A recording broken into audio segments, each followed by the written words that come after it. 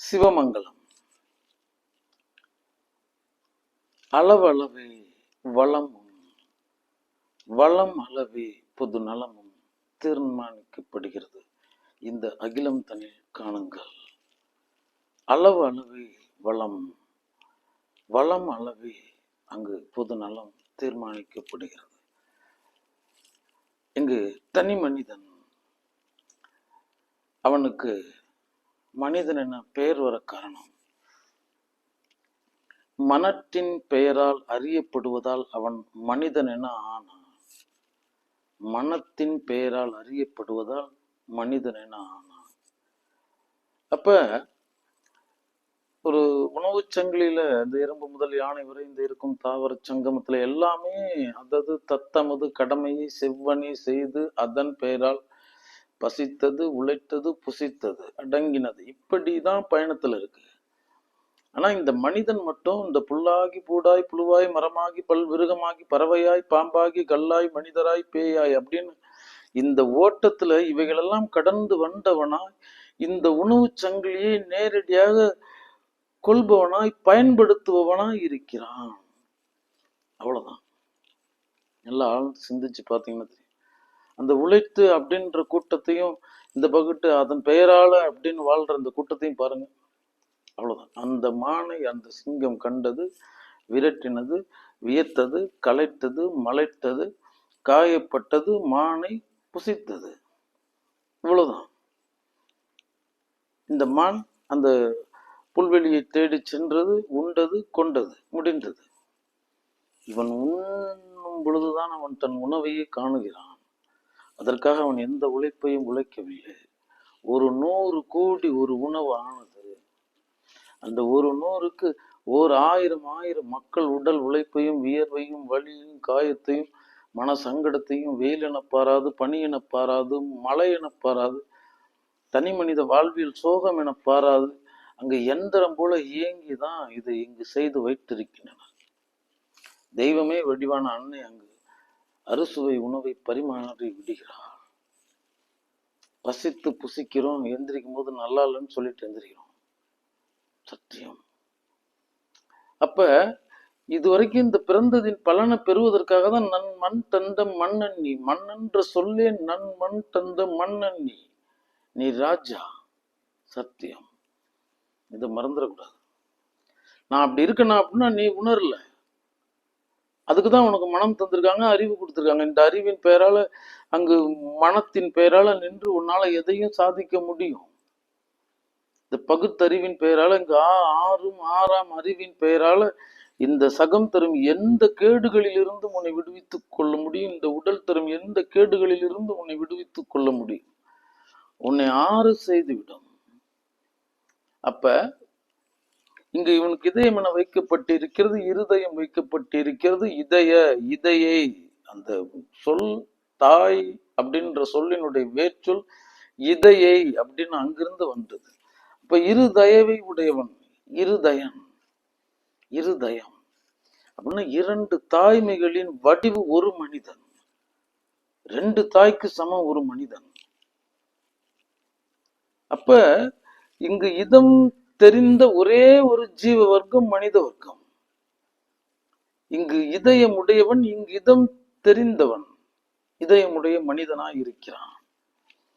இப்ப நம்ம இதை அறிவிக்கிற அறிவிப்பு என்னன்னா, நம்ம இதம் செய்யறதுக்காக தான் இந்த இதயத்தை உணர்ந்தோம். வேற எதுவும் இதயத்தை உணர்ந்ததில்லை.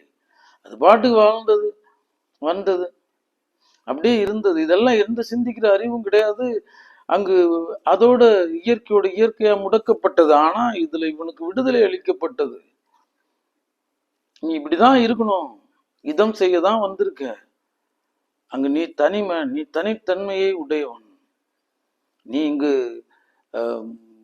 இதத்தின் பெயரால உன்னை நிலை நிறுத்திக்கணும். உன்னை காணுபவர், சிந்திப்பவர், உன்னிடம் புலங்குபவர்கள் ஒரு இதத்தை உணர்ந்திருக்க வேண்டும். இவ்விதத்துல இருந்தாதான் அவன் புனிதமெனும் மனிதமெனும் புனிதம் எய்தினவன் ஆகிறான். அப்ப மனிதனா ஆகிறதுக்கு அவன் புனிதத்துவம் அடையணும் அப்படின்னா அவன் செய்ய வேண்டிய முதல் வேலை அளவு. தனி மனித அட்டு போதும் என்ற மனமே பொன் செய்யும் மருந்து, அறிந்த அடங்கிறது. உச்ச வரம்பு இல்லாம இந்த மனசு ஆசைப்பட்டுக்கிட்டே இருக்கும், புதிது புதிதா தோன்றிக்கிட்டே இருக்கும், ஒவ்வொரு நாளும் விடிந்துகிட்டே இருக்கும், ஒவ்வொரு குறிக்கோள்கள் பிறந்துகிட்டே இருக்கும். அதன் பெயரால ஒரு வன வாழ்வு வாழ்ந்துட்டு நம்ம மன வாழ்வை துளைக்கிறோம். என் செல்வங்களே, உங்களுக்கு போதுமானது போதும், அப்படியே அதோட நிறுத்துங்கள். உச்ச வரம்பே இல்லாம போய்கிட்டு இருக்கு. ஒருத்தங்க உச்ச வரம்பு இல்லாம போய்கிட்டு இருக்காங்க, ஒரு உயர்ந்த நிலையை அடைஞ்சுக்கிட்டு இருக்காங்க அப்படின்னா இதெல்லாம் எங்கும் சமநிலை எதிலும் நடுநிலை இல்லை என்பது இல்லைங்கிற ஒரு நிலையிலிருந்து இதெல்லாம் உறிஞ்சப்படுகின்றன. செவ்வூடு பரவல் அப்படிங்கிற தெரியாம அதெல்லாம் ஊடுருவிக்கிட்டு இருக்காங்க. அந்த நிலையை அடைய அடைய இங்கு ஏழைகள் தோன்றிக்கொண்டே இருப்பார்கள். ஏன்னா இந்த மனிதனோட சுபாவத்தை பாருங்க. உணவு இல்லை, ஓடு இல்லைங்கும் போது பிச்சைக்கு எனக்கு ஒரு ஓடு கிடைச்சா போதும்னு நினைப்பான். முடிஞ்சிருச்சு. ஒதுங்க ஒரு திண்ணை கிடைச்சிருச்சு அப்படின்னா அவன் ஓடு இல்லாம இருந்ததையும் மறந்துடுவான், ஓடோட வீதியில திரிஞ்சதையும் மறந்துடுவான், அந்த திண்ணையோட தன்னை சொந்தமாக்கிக்குவான். அன்று 2-3 நாள் மழை பெய்யுது அப்படின்னு அன்பே வடிவானவர் கொஞ்சம் உள்ள வாங்க அப்படின்னா வேலை முடிஞ்சிச்சு, திண்ணையை மறந்துடுவான். அங்க உள்ள போய் உக்காந்துக்கிட்டான் அப்படின்னா அந்த நிலைப்பாடுள்ள அது பாட்டுக்கு மழை ஒரு 4-5 நாளா போய்கிட்டு இருக்கு அப்படின்னா எல்லாத்தையும் மறந்துடுவான். அவசியம் ஏற்பட்டால் அந்த வீடையும் கையகப்படுத்திக் கொள்வான். அதை முடிச்சுட்டாருன்னா அடுத்தது போய்கிட்டே தான் இருப்பார். இறுதி வரைக்கும் அப்படியே தான் இருக்கும், தேடிக்கிட்டே தான் இருக்கும், ஓட்டிக்கிட்டே தான் இருக்கும். அடங்களை கற்காத மனம் வாழும் வரை இறுக்கத்திலேயே தான் இருக்கும், இந்த வியாபார சந்தையிலேயே தான் இருக்கும். சத்தியம் சொல்கிறேன், அளவுதான் உன்னுடைய நிம்மதியை தீர்மானிக்கிறது, உன்னுடைய மறுமையை தீர்மானிக்கிறது, இந்த உலகத்தினுடைய சமநிலையை தீர்மானிக்கிறது. ஒரு ஒன்றுமே இல்லாம மிக சாதாரணமான நிலையில் இருக்கவங்க ஒரு பெரிய நிலைப்பாட்டை அடைய வேண்டியதுல ஒரு குறைந்தபட்ச தன்னிறைவு, அதை நம்ம எல்லாம் மேலோர்கள்லாம் தீர்மானிக்கலாம்ல, முடியும்ல அவங்களால? சத்தியமா முடியும். இன்னைக்கு அதுதான் இந்த உலகத்தின் நிலை. நான் மொத்த உலகத்தையும் சேர்த்து தான் சொல்றேன் செல்வங்களை. விழி மூடி விழி திறக்கையில் அன்னாகாரம் இல்லாமல் மாண்டு கொண்டிருக்கும் நம் சகோதரங்கள் எவ்வளவு, நீர் இல்லாம வீழ்ந்துகிட்டு இருக்கவங்க, அந்த குளிரில் தன்னை காத்து கொள்ள முடியாம விபத்துகளினாலும் ஆபத்துகளினாலும் இந்த மனிதர்களுடைய செயற்கை விகாரங்களினாலும் இந்த நேரம் நம்மளுடைய சகோதரங்கள் அங்கு துன்பப்பட்டுக்கிட்டு இருக்கிறது உண்மை. இதே சுவாசம், ஒரு சுவாசம் ஒரு காற்று கருவறையினும் ஓர்த்தாய் பிள்ளைகள் நாமெல்லாம் உணர மறந்த உத்தம மனம் படைத்தவர்கள், பிராணபண்டத்தவர்கள், உயிர் வரையில் தொடர்பில் இருப்பவர்கள், ஒருவருக்காக ஒருவர் விட்டு கொடுக்க வேண்டிய கட்டாயத்தில் இருப்பவர்கள், ஒருவருக்காக ஒருவர் விரும்பிய துன்பத்தை ஏற்க வேண்டிய நிச்சயத்தில் கட்டாயத்தில் இருப்பவர்கள். என் செல்வங்களே, இங்க இது நீ ஒரு சகோதரன் என கண்டுட்டா, சகோதரி என கண்டுட்டா இப்படிதான் உன் சுபாவம் இருக்கும். உன் அண்ணன் தம்பி உன் சம்பந்தப்பட்டதை பாக்குறியா இல்லையா, உன் உறவு நட்பை பாக்குறியா இல்லையா, இவ்வளவுதான். இது எல்லாமே ஒரே உறவு தான் சொல்றேன். இது சத்தியம், இது ஒரு பெருஞானம், இதுதான் மனித தர்மம். மறந்து விடாதீர்கள் என் செல்வங்களை. மனம் படைத்தவரெல்லாம் இவ்வாறு தான் வாழணும். உங்களுக்கு ஒரு அளவை தீர்மானியுங்கள், அதன் பெயரால இங்கு வளம் பாதுகாக்கப்படும், அதன் பெயரால எல்லோரும் பொது நலத்தில் இருப்பார்கள். ஆம் செல்வங்களே, போதும் என்ற மனம் மட்டும்தான் உனக்கு நிம்மதியை தரும். அறிந்தா நீ அடங்கிக்குவ, அடங்கலன்னா ஆடிக்கிட்டே இருப்ப. எவ்வளவு நீ ஆடிடுவ, நீ எவ்வளவு நீ பெற்றுடுவ. இந்த களத்தினுடைய நியதி என்னன்னு தெரியுமா? உன்னை முதல்ல அங்க உள்ள நுழைய விடாது. எப்படியோ நீ உருண்டு பிறண்டு வாசலுக்குள்ள வந்துட்ட அப்படின்னா அது உங்க மேடைக்கு அருகாமையில விடும். அப்படியே இருந்து பழகிட்டேன்னா உன்னை மேடைக்குள்ளார கொண்டு வரும். அங்க பார்த்தனா ஒரு ஓரமா நின்றுட்டு இருப்ப. அதுக்கப்புறமேட்டுக்கு நாளைந்து கடந்தனும் நாயகமாக்கும். இந்த நாயக மாயையிலேயே ஓட்டிக்கிட்டு இருக்கும். உன்னை நம்ப வச்சிரும். அது உன்னை விட்டு அங்க யாருமே இல்லைங்கிற மாதிரி அது உனக்குள்ளார திணிச்சிரும். அதுக்கப்புறமேட்டுக்கு வந்த நிலையை நீ மீண்டும் அங்கேயே செல்வாய். அதே வாசலில் நீ புறம் தள்ளப்படுவாய். உன்னிடத்தில் வழங்கின அனைத்தையும் இந்த இயற்கை கறந்து விடும். மறந்து விடாதீர்கள் என் செல்வங்களே. தக்க தசமதி தாயோடு தான்படும் துக்க சாகர துயரிடை பிழைத்தும், துக்க சாகர துயரிலிருந்து பிழைத்த நீ அங்கு நேரடியாகவும் மறைமுகமாகவும் அதே மனநிலையில் ஒரு நாள் அவ்வாறே நீ மரணம் அடைகிறாய். சத்தியம் சொல்கிறேன், உங்களை நீங்கள் விடுவித்துக் கொள்ளுங்கள். சத்தியம் சொல்கிறேன், உங்களால உங்களோட ஆத்ம சாந்தியை ஏற்படுத்திட முடியும். எவ்வளவுங்க அடைய முடியும்? உண்ணும் அளவுதாங்க உண்ணும் முடியும். பிடி கூட்டினா நஞ்சுங்க, நோய்ங்க. எங்கெங்க தொலைந்தது இந்த மனிதம்? அவர்களால கடந்து செல்ல முடியுதுங்க. தெரிந்து கொள்ளுங்களேன் செல்வங்களே. நம்மளுடைய தேசப்பிதா மகாத்மா மோகன்தாஸ் கரம்சந்த் காந்தியடிகள் அவருடைய சுவாச வாசகம் கேளுங்கள். மிக மிக நலிவுற்ற மிகுந்த வறிய நிலையில் உள்ளவர்களை நினைவில் நிறுத்தி நாம் மேற்கொள்ள போகும் செயலினால் அவனுக்கு ஏதாவது பயன் அளிக்க முடியுமா என்று சிந்தித்து பாருங்கள். உங்களுக்கு ஐயம் ஏற்படுகின்ற வேலையிலும், அடுத்தது என்ன செய்யறது அப்படின்னு தெரியாத வேலைகளும், மிக மிக நலிவுற்ற மிகுந்த வறிய நிலையில் உள்ளவர்களை நினைவில் நிறுத்தி நாம் மேற்கொள்ள போகும் செயலினால் அவனுக்கு ஏதாவது பயன் அளிக்குமா என்று சிந்தித்து பாருங்கள். எப்பொழுதெல்லாம் உங்களுக்கு ஐயம் ஏற்படுகிறதோ, எப்பெல்லாம் என்னடா அது சந்தேகம் அப்படின்னு நம்மளோட நிலை இழக்கிறது, எப்பொழுதெல்லாம் உங்களை நீங்களே கட்டுப்படுத்தி கொள்ள முடியாத நிலை உருவாகிறதோ, நம்ம என்ன பண்றது, நம்மளுடைய வேகத்தை கட்டுப்படுத்த முடியல. ஆமா, என்ன நிலையில் அவர் சொல்றாருன்னு பயிற்சி செய்ய சொல்றாருன்னு பார்த்து கொள்ளுங்கள். நீங்கள் மண்ணோடு ஏன் மகா ஆத்மா அப்படின்னா அதனுடைய நாதம் அப்படின்னா இது ஒண்ணுதான் சொல்றேன். உனக்கு ஐயம் ஏற்படும் போது கூட, உன்னை நீ கட்டுப்படுத்த முடியாத போது கூட நீ நினைக்க வேண்டியது, மிக மிக நலிவுற்ற மிகுந்த வறிய நிலையில் உள்ளவர்களை நினைவில் நிறுத்தி நாம் மேற்கொள்ள போகும் செயலினால் அவனுக்கு ஏதாவது பயன் அளிக்குமா என்று சிந்தித்து பாருங்கள். மறந்து விடாதீர்கள் செல்வங்களே. என்னடா அப்படி ஏழ்மை இருப்பது உண்மை, கேட்பாரற்றவர்கள் இருப்பது உண்மை, இந்த நோயோடு வீதியில வாழ முடியாம வாழ்ந்துகிட்டு இருக்கவங்க இருக்கிறதுங்கிறது உண்மை. எல்லா இடத்துலயும் இருக்கு, எல்லா உலகத்திலயும் இருக்கு. நம்ம வாழ்ந்ததின் பலனை நம்ம அங்க வைப்போம்னு சொல்றேன். நம்ம சகோதரங்கள் தான், நம்ம சுவாசிக்கிற அதே காத்தை தானே சுவாசிக்குது. இங்க பேதப்படுத்துவவங்க எதை சொல்லி வேணாலும் பேதப்படுத்திட்டு போறாங்க. செல்வங்களை, நீங்கள் மனிதத்தை மட்டும் பாருங்கள், புனிதத்தை மட்டும் பாருங்கள்.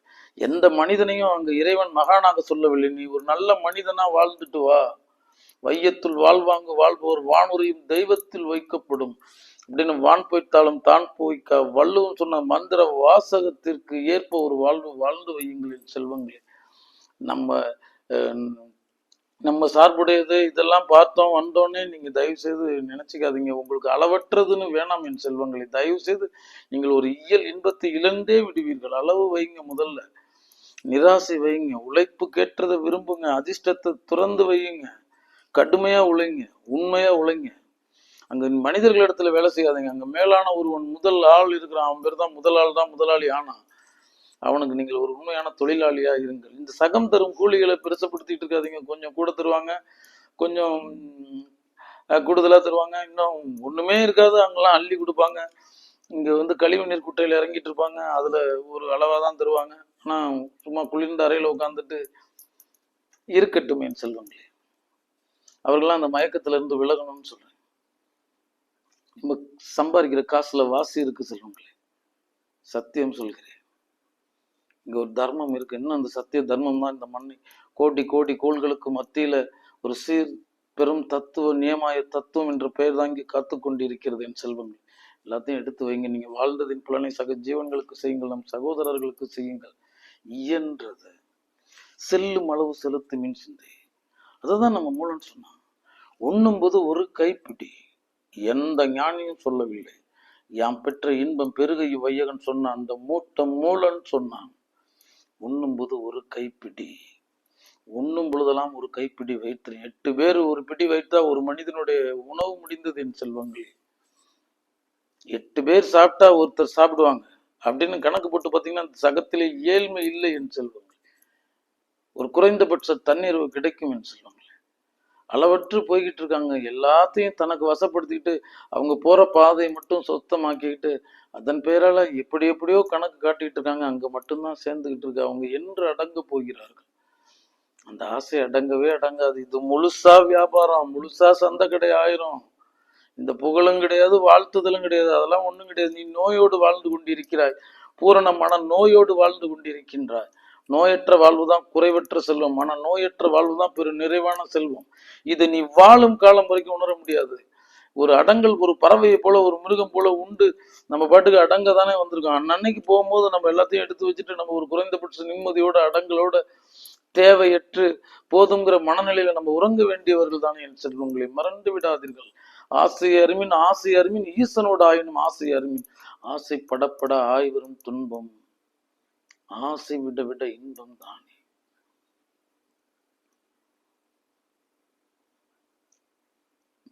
துன்பத்திற்கு ஆசை விடும் தூதுதான் இன்பக் கனவு. துன்பத்திற்காக ஆசை ஒரு கடிதம் எழுதுது, இன்பத்தை கருதிக்கிட்டு. ஆனா இங்க வரப்போகுது துன்பம் தான் சொல்றேன். இதெல்லாம் இன்னைக்கு இந்த உலகத்துல சாத்தியமான நான் அங்கு மேல இருக்க யாருக்கும் சொல்லவில்லைன்னு சொல்லுவேன். அதெல்லாம் அந்த மனம்லாம் வேற மாதிரி ஆயிரும். இங்க நம்ம நடுநிலையில் இருப்பவர்கள், மேலே இல்லாம கீழே இல்லாம குறைந்தபட்ச தன்னிறைவோடு இருப்பவர்களுக்கு மட்டும்தான் இந்த கல்வி உபதேசம். அவர்களுக்கு இல்லை என்று சொல்லுவாங்க. ஏன்னா அவங்க வேற போட்டியில இருக்காங்க.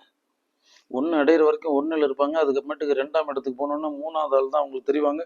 மேலே மேலே தான் தெரியுமே தவிர இந்த சகத்திற்கான நான் வாழ்ந்தேன் அப்படின்னே ஒன்று இந்த உலகமே செய்யாது என்று சொல்லுவாங்க. எனக்காகவும் நான் உழைக்கணும், என் குடும்பத்துக்காகவும் உழைக்கணும், நான் என் தேசத்துக்காகவும் உழைக்கணும், என் உலகத்திற்காகவும் உழைக்கணும். நான் இது நிஜம். இப்படிதான் கட்டமைக்கப்பட்டிருக்கிறது. இப்படிதான் வாழணும். முதல்ல நமக்கு அளவு வைக்கணும், வளத்தை பாதுகாக்கணும், பொது நலம் தானா நடக்கும்.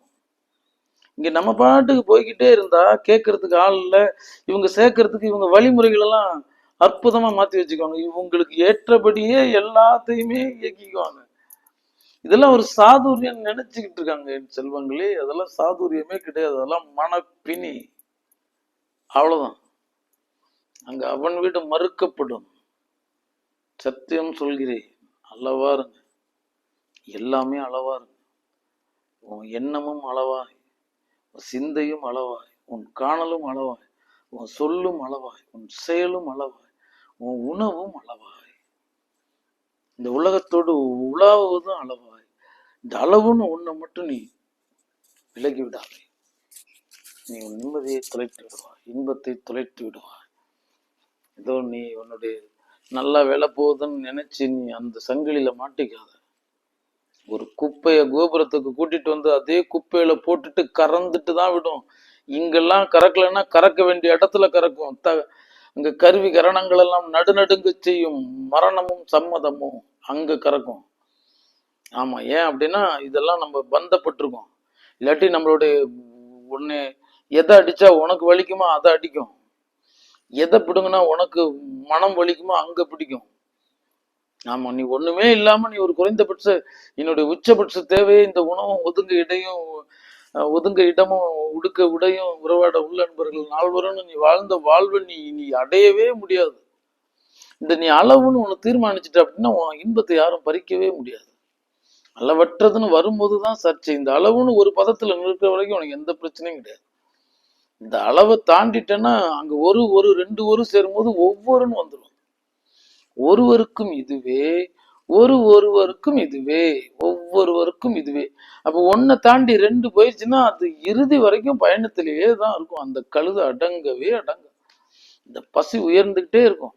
1 வயசுல 1 இட்லி தின்றுப்பேன், 2 வயசுல 2-3 இட்லி தின்றுப்பேன், 3 வயசுல இப்படியே சேர்ந்துக்கிட்டே போனோம்னா அதே மாதிரி இந்த உடல்லாவது ஒரு இடத்துல ஓயும், இந்த மனம் ஓயவே ஓயாது. ஏன்னா அது வெறும் வாடையா இருக்கு. அதை நீ பெருசுபடுத்தி வாழ்ந்துகிட்டு இருக்க. அது உன் உடலை தூய்த்து, உன் உணர்வை தூய்த்து, உன்னை தூய்த்து வாழ்ந்துகிட்டு இருக்கு இந்த மாயை. அதுக்கப்புறமேட்டுக்கு நோய், கடன், வலி, இங்க நொந்து போனது எல்லாத்தையும் கொடுத்துட்டு அது போயிடும். இங்க அடுத்த ஒரு தேகத்துக்குள்ள போயிருந்த மாயை. அதனால எல்லாமே அளவா வைத்துதுங்க. உடல் கேட்கறதையும் முழுசா தராதிங்க, மனம் கேட்கறதையும் முழுசா தராதிங்க. அதுக்கு அந்த மழலைக்கு அர்த்தம் தெரியாது. அதுக்கு 1.5 வயசு தான் ஆகுது. அவன் 7 வயசு அவன் தம்பி சாப்பிட்ற சாப்பாட்டை நான் கொடுக்க முடியாது. இது நிஜம். ஆனா அது இழுக்கும். நான் ஒண்ணும் பண்ண முடியாது. மறுத்து நான் இழுத்து பிடிச்சி உட்கார வச்சவன். ஏன்னா இதுக்கு ஒத்துக்காது. அதே மாதிரிதான் சொல்றேன். உங்க உடலுக்கு நிறைய விஷயங்கள் ஒத்துக்காது, உங்க மனசுக்கு நிறைய விஷயங்கள் ஒத்துக்காது. முடியலன்னா 2 அடி அடிங்க, 2 கொட்டுங்க, சுட்டி காட்டுங்க, உணர்த்துங்கள், அதனுடைய விளைவுகளை சொல்லுங்க. ஆம் செல்வங்களே, நீங்க ஒரு நிம்மதி அடையணும். இது ஒரு அற்புதமான வாழ்வின் செல்வங்களே. நீங்க ஒரு அளவை தீர்மானிங்களேன். உங்களுக்குள்ள நீங்க நாயகமா இருப்பீங்க. உங்களுடைய நாயகத்துவத்தை யாரும் பறிக்க மாட்டாங்க. அந்த உள்ளம் எனும் அந்த மனம் எனும் புனிதத்தை நீங்க தொட்டுட்டீங்க அப்படின்னா உங்களை பார்க்கும் பொழுது இந்த உலகம் இணைத்திருக்கும். உங்கள் சொல் கேட்கும் பொழுது இணைத்திருக்கும். உங்களை காணும் பொழுது அவர்கள் பசி ஆறுவார்கள். சத்தியம் சொல்கிறேன். உங்கள் வட்டத்திற்குள் நீங்கள் நாயகனாகவே இருங்கள். யாருடைய நாயகத்துவத்தையும் துவேஷம் செய்திடாதீங்க, பழிச்சிடாதீங்க. இது ஒரு நாயக மேடை. இங்கு நாயகர்கள் தான் இருக்காங்க. நன் மண் தந்த மனிதன் எல்லாமே மன்னன் தான். அவன் உணர்ந்தா என்ன, உணராட்டி என்ன. நீ மன்னன் தான், உன் தலைவுடைய தலைவன் நீ. உன் கடமையை சிறப்பா செஞ்சுட்டு போ, உச்சபட்சமா செஞ்சுட்டு போ. ஆம் செல்வங்களே. அதனால ஒரு அளவு தீர்மானிச்சுக்கிங்க. இது உண்மைன்னு சொல்றேன். இந்த அளவு இல்லாம போயிட்டு அது பாட்டுக்கு ஒரு பிப்பு எடுத்துக்கும், திராவகம் பூசின மாதிரி இருக்கும் நம்ம நெஞ்சுக்குள்ளார. அது பாட்டுக்கு அரிச்சுக்கிட்டே இருக்கும். ஆமா, உனக்கு எல்லாம் நிறைய கடவுள் கொடுத்துருப்பாரு. அங்க எதிரில் ஒருத்தன் அங்க முன்னாடி போய்கிட்டு இருப்பான், அப்படியே அரிச்சுக்கிட்டே இருக்கும். அவன் வளர்ச்சியை விரும்பவே விரும்பாது, தூற்ற ஆரம்பிச்சிடும், வாழ்நாள் எதிரி ஆக்கிரும்.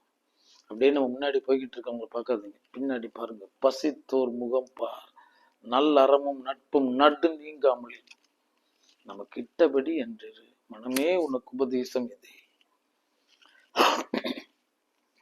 ஆம் செல்வங்களே. இதெல்லாம் என்ன வாதம்? இந்த உலகத்துல போய் இந்த நாள்ல போய் இந்த உலகம் எங்க போயிட்டு எல்லாம் ஒண்ணும் கிடையாது, மண்ணை தேடி போய்கிட்டு இருக்காங்க. நம்ம காற்றில் கரையவிருக்கிறார்கள். நம்ம எத்தனை அற்புதமானவர்களை பார்த்திருக்கோம், மனித தெய்வங்களை பார்த்திருக்கோம். இன்றும் நம்ம நினைச்சுக்கிட்டு இருக்க யுகம் கிடந்தவர்கள்லாம் பேசிக்கிட்டு இருக்கோமே. நேற்று வாழ்ந்தவர், அதற்கு முன்பு வாழ்ந்தவர், இன்னும் முன்னம் வாழ்ந்தவர்கள், அவர்கள் எல்லாமே தொண்டின் பெயரால் இங்க எல்லாம் சக ஜீவன கண்டதின் பெயரால நிறைய பேர் அந்த உச்ச ஸ்தானத்தை அடைந்திருக்கிறார்கள். என் செல்வங்கள், உங்கள் அளவை தீர்மானியுங்கள், புது வளத்தை தீர்மானியுங்கள், புது நலத்தை தீர்மானியுங்கள். எல்லாருக்கும் எல்லாம் வைக்கப்பட்டது. இங்க எந்த இறைவனும் வைக்கல, கவனிச்சிங்களா? இங்க எந்த அளவும் வைக்கப்படல, அதையும் கவனிச்சிங்களா? ஏன்னா அந்த மனம் இருக்கு, அறிவு இருக்கு. இவனுக்கு பசிக்கிற மாதிரி தான் அவனுக்கும் பசிக்கும், இவனுக்கு வலிக்கிற மாதிரி தான் அவனுக்கும் வலிக்கும், இவனை எப்படியெல்லாம் பாதிக்குதோ அதெல்லாம் அவனையும் பாதிக்கும். அதனால இவன் இந்த மெய் அறிவையும் கொண்டு இந்த மனத்தையும் கொண்டு இவன் ஒரு சமநிலை செய்திருவான்னு நம்பி அனுப்பிவிட்டது. எல்லாத்தையும் தாண்டி இந்த யுகம் வேற இருக்குல்ல, இந்த 4 யுகங்களுடைய எல்லா கழிவுகளும் எல்லா கல்மசங்களும் இங்க மண்ணில் தேங்கி இருக்குதோ இல்லையோ, மனந்தனில் தேங்கி இருக்கிறது. கழுவுங்கள் என் செல்வங்களை, நிராசையின் பெயரால், நிர்மோகத்தின் பெயரால், நிர்லயத்தின் பெயரால் ஒரு நீர்த்த நிலையில் இருங்கள். பெருசா விரும்பிடாதீங்க, அளவுதான் சொல்றேன். தேவை வேற, ஆசை வேற. நீ உன் அளவை பெறுவது தேவையை பெறுகிறாய். இந்த எந்திரத்திற்கான மூலப்பொருள், இந்த எந்திர சார்புடையவர்களுக்கான மூலப்பொருள் அவ்வளவுதான். இங்க யாருக்கும் எதையும் சேர்த்து வைக்கணும்னு நினைக்காதீங்க.